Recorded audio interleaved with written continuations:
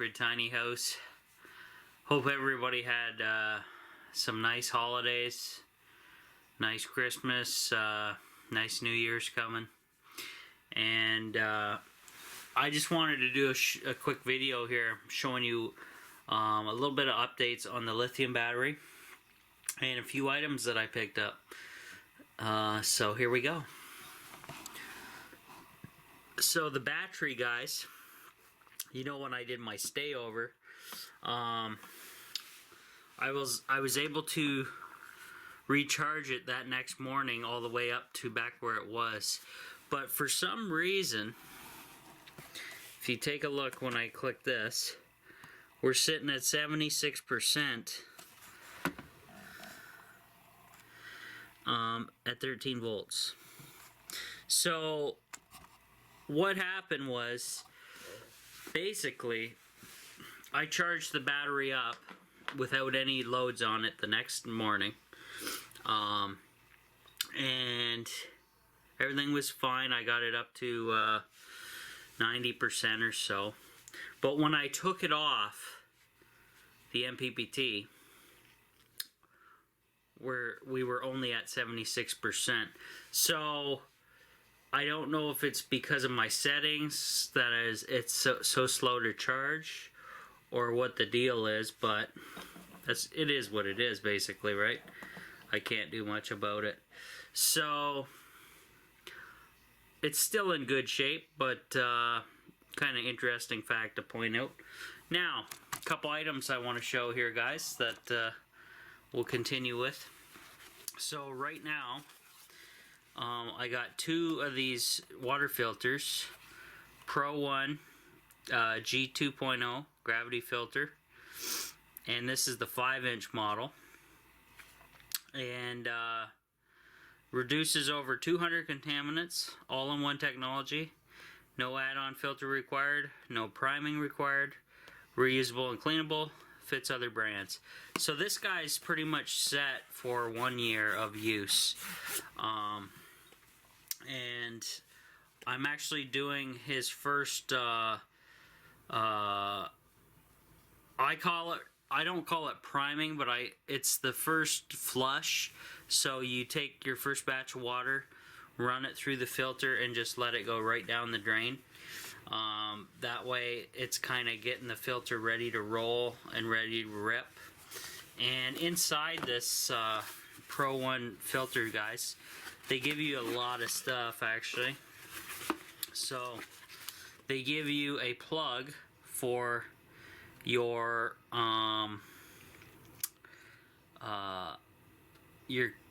container, whether that be a pure container, or if you made a homemade one via a bucket, they give you a little cap to close off one of the holes. They give you a little squeegee here for cleaning the filters, and then there's the nut and the rubber washer. So there you go, guys. So that is 2 years worth of water filters that I bought myself for Christmas. That is a great buy, because that's going to do all my drinking and cooking, and also gets rid of the fluoride for me and all the other junk like Roundup and glyphosate in my water supply. So we're going to get rid of that. Now I also ordered, this was something I ordered from Wish. This was recommended to me by Stu High Tech Guy 18. Obviously he recommended me to get it off of Amazon though, but I went ahead and got it through Wish, because chances are normally it comes late and I'll get it for free, but not this time around. So this one requires 2 AAA batteries at 1.5 volts each. So we'll have to work on that. There's a bunch of modes and settings here. And what this is, guys, nice big display. And this is actually an atomic clock. So, like your cell phone, this thing will automatically set the proper time for you via some kind of radio signal it gets from some unknown location, right? So I think all I have to do is add the batteries, and then this thing will ask me if I want Celsius or Fahrenheit, and then it will do and trigger a bunch of stuff. I'm assuming it will automatically, it came with a nice big piece of paper here to go through, and yeah, so it'll let me know what's going on. But this guy will be going into the tiny house. Nice big screen, good for camera. So date, month, time. That's going to give you guys, my viewers on YouTube, the actual date and the time of filming, the temperature, and it will be the correct time because it's an atomic clock. So it's going to get its signal from it's a radio signal from the closest tower, I guess, would be the idea. So on my wish list, I will need to buy, obviously, a couple AAA batteries from the old Dollar Tree to throw in there. And that's about it for what I got so far in the mail this holidays. I did buy some other things with my own money, not the Patreon money, because all my Patreon money is going dedicated to another one of these guys. So I can twin them up and they'll be good to go. And now when I twin these batteries, guys, I'm thinking about building an enclosure. A lot of my viewers got on me about that. We got to build some type of enclosure, house the batteries, keep them kind of insulated. But then again, I think the safest part, guys, would be for me just to bring it home until I'm fully moved in there, because when I'm fully moved in there, I don't have to winterize anything. I'm going to have the heat at a decent temperature in there all the time. And once it's established, it stays in there quite a while. Like, it takes me a good, I'm not going to lie, it's going to take me a good 6 to 8 hours to fully get the floors and everything from dead cold in the off-grid tiny house to comfort level. And that's just the way it is. And that's with both heat sources going. It all depends on what the weather's doing outside. Obviously, that's the main factor.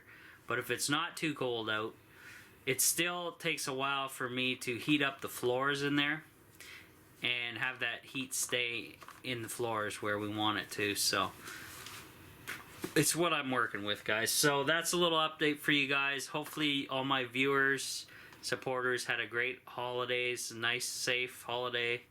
To everybody taking a break out there finally after slaving like dogs out here. So hopefully everybody had a great time. Count your blessings, guys. Enjoy the family, because that's what it's all about. So we'll see you on the next one, alright? Rob out.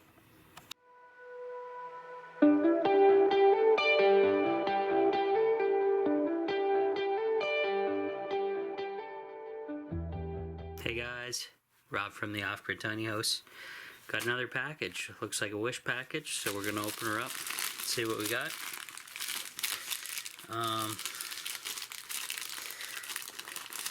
Do this without a knife, usually.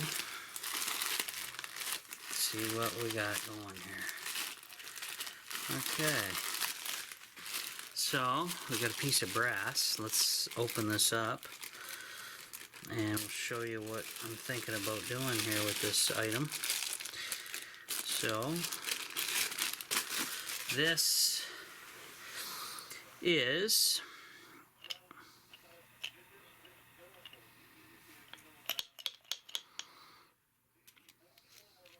is a automatic air bleed valve. So what is going to happen is, see the little brass setting in here? it has its little cap, and then on the very end here you can kind of see there's a little hole here. Maybe you can see that. Hard to see on camera, I guess. But anyway, this is an item that I need. And what do I need this for? Well, you guys remember I had the little DIY boiler set up for the tiny house. It worked. I had tons of issues learning how to do it. But the thing is, I want to do it again and install one of these into the very highest point of the system, because what that'll do is there's a hole here. You can probably see my hand in behind there.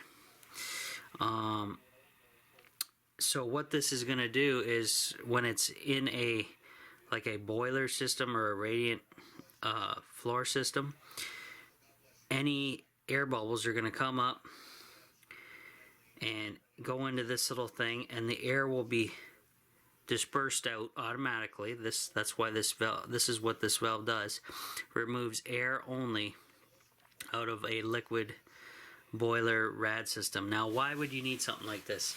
Well, if you guys went back and watched any of those videos, you know the hardest part about that whole setup was getting the air out of the lines, because when an air bubble would come across my little circulation pump, air bubbles will damage the propeller, or little well, there are little propellers in there for the motor to move the liquid around. And so by installing one of these, this will automatically remove air from my setup. Now the only thing is here, guys, take a look. This looks to be a 3/4 inch threaded connection here. So I got to take this and go down to a smaller size, because my tubing is about the size of this little portion right here. So it's not that big. It's the OD is about this size for tubing. Though I tossed the majority of that tubing because I was using used crap that was kinking on me all the time. So when I go to do this again, I'm gonna have to just buy a whole roll of PEX and use the PEX line. I need it doesn't have to be very big size though. It's gonna be like maybe 1/2 inch OD like this. This looks like 1/2 inch OD. I would think. And then if that's 3/4, so I think that's I'm not quite sure, but I'll have to measure that. But anyway, I'm slowly getting parts, and this was on my kind of wish list here, so I got it for Christmas for myself, and we're gonna slowly build a system. Now you guys can help me out. I do not know what I'm doing. If you guys go back and watch my radiant heater system, it did work, but you can go through all the videos that I had struggles and all my successes with. But like I said, I gotta build this into it so it takes care of all the air issues for me, and then I gotta find proper tubing. Now I do not use a pressure tank for this setup because I'm not spending that kind of money. I'm gonna just buy the tubing. I need to buy a few more rads to get rid of the heat, and yeah, I don't know when that's gonna happen, but if you guys could show me like a setup that does not use a bladder tank, that would be ideal, because I'm just gonna do, it's basically tubing, a heat sink, and rads, and a circ pump, small baby USB circ pump, and obviously this. And we'll be incorporating that little roll of copper. I think it's like 1/4 inch copper or 25-foot roll. I'm gonna make a little spiral out of it or something, and we'll use that for the heat sink. and that way the water gets superheated very quickly and dispersed throughout the tiny house. And I'm thinking of, instead of using the wood stove for this, I'm probably going to put it on the propane stove. And the reason for that is the propane stove, easier to control, obviously, and normally, but not recently. Recently, I've had no issues with the wood stove, actually, the Cubic Mini Grizzly. It seems to be performing very well, but normally I just use the propane stove at night, and if I can set it up, so obviously I don't want to get up to feed the fire, though I have been. So I'm gonna keep my propane stove on the thermostat remote control. So it'll come on and off and cycle. And so I'm gonna leave the radiant heat system, once it's working, on 24/7, and that way it's gonna pick up the heat from the propane stove and continue to circuit automatically without me having to do anything like feed a fire. That's kind of my goal. So what do you guys think about that? Let me know in the comments. Take a look at these. Straight out of Wish, China land. But I'll have to get different connectors to reduce down, and we'll figure it all out. You guys, there's a lot of good people out there. Alan, he's really good at kind of making sketches up and stuff, how this is going to work. Yeah, just let me know, guys. Thanks.